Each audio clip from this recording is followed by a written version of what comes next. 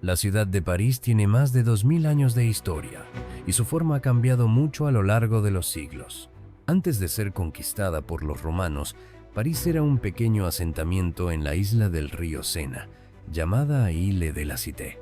Tras la conquista romana, se fundó Lutetia Parisiorum, que en latín significa el pantano de los parisios, la tribu gala que habitaba la isla. Lutetia estaba dividida en dos partes. Los galos ocupaban la isla, un cruce estratégico del río, y los romanos se establecieron en las colinas al sur, en el monte Saint-Geneviève. El Cardo Maximus, la principal vía romana, corresponde a la actual Rue Saint-Jacques. El diseño urbano de Lutetia no se conoce completamente, ya que no era una ciudad de gran importancia en esa época.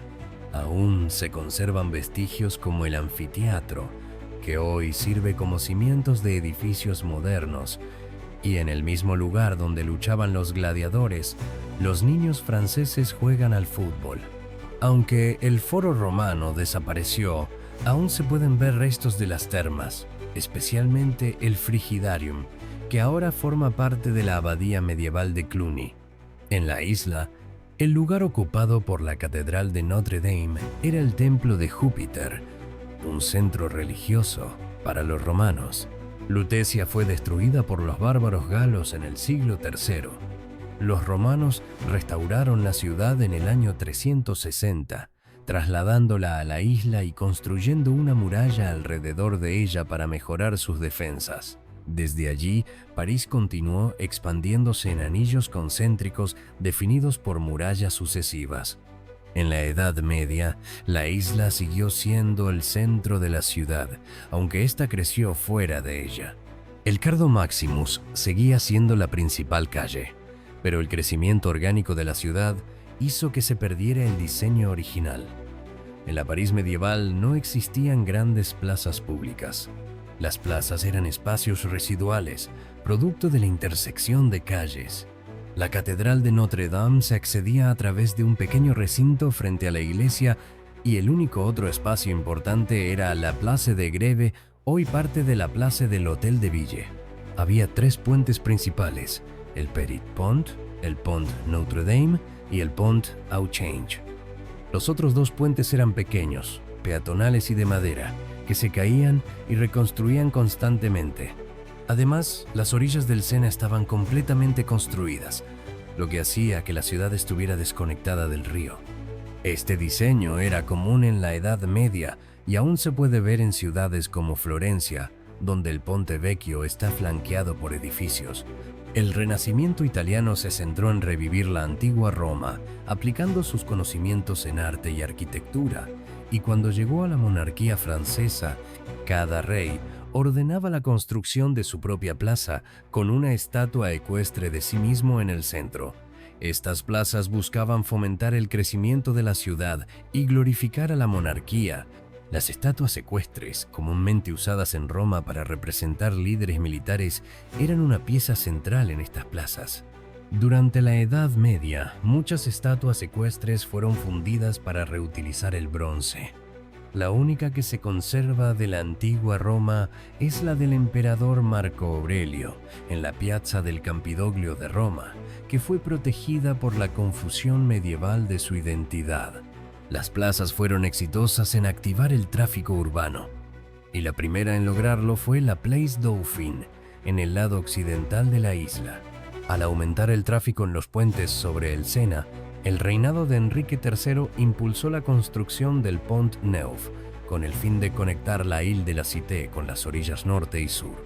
El puente, diseñado por Andrew du Cerceau, se completó en 1604 y es el puente más antiguo de París. Para acceder al puente desde la orilla sur, se construyó la Rue Dauphine, un ejemplo del régimen autoritario de la época. Después de la finalización del puente, se creó la Place Dauphine en honor al futuro Luis XIII, el Dauphin de 6 años. Esta fue la primera de muchas plazas residenciales en París durante el Renacimiento, pero su diseño fue único. La diferencia principal entre la Place Dauphine y las plazas posteriores es su forma y la ubicación de la estatua del rey, que estaba situada fuera del área cerrada de la plaza, al otro lado de la calle que conecta los dos brazos del Pont Neuf. La estatua, aunque destacaba en la isla, miraba hacia la plaza, no hacia el río. Originalmente, la estatua dominaba la vista de la plaza, pero la posterior plantación de árboles la hizo menos visible. La Place Royale o Plaza Real es fundamental en la historia urbana europea como modelo de la plaza residencial. A diferencia de las calles ruidosas y mixtas, esta plaza se diseñó para cerrar el espacio y excluir el tráfico externo. El Plan Real ordenó que todos los edificios tuviesen fachadas uniformes, resaltando la unidad estética. La plaza está formada por 38 casas con un diseño coherente, con entradas arqueadas en el norte y el sur. Posteriormente, se añadió una calle en el lado norte para mejorar el acceso vehicular. La construcción de la Place Royale también centralizó a la nobleza, antes dispersa entre castillos y palacios, alrededor de un concepto unificador, sirviendo de telón de fondo para la monarquía. En 1639 se erigió una estatua ecuestre de Luis XIII. Tras la Revolución Francesa, la plaza fue renombrada Place des Bosques. La Place des Victoires, diseñada por Jules Hardouin Mansart, es una plaza circular que destaca por centrar la atención en la estatua de Luis XIV en su centro.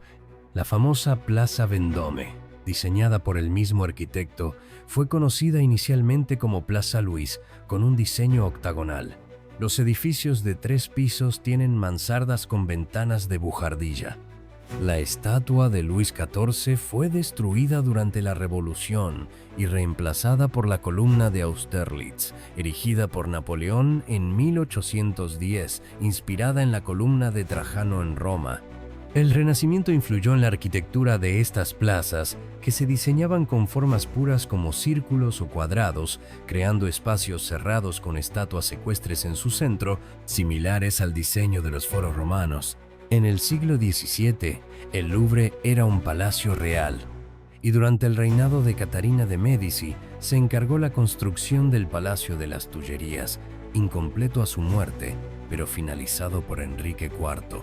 En el siglo XIX, Napoleón III desarrolló una nueva planificación urbana, creando avenidas anchas que conectaban áreas clave de la ciudad, inspiradas en el sistema de calles de Roma. Su plan incluyó el Hotel de los Inválidos, el Champ de Mars, donde se construyó la Torre Eiffel en 1889, y otros monumentos clave. El plan también incorporó el Panteón y el Palacio de Luxemburgo.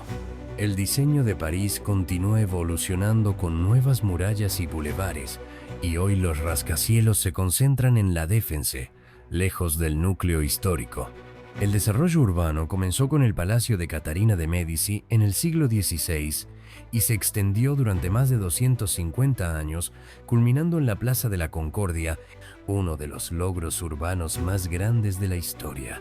Espero que hayas disfrutado y aprendido de este recorrido.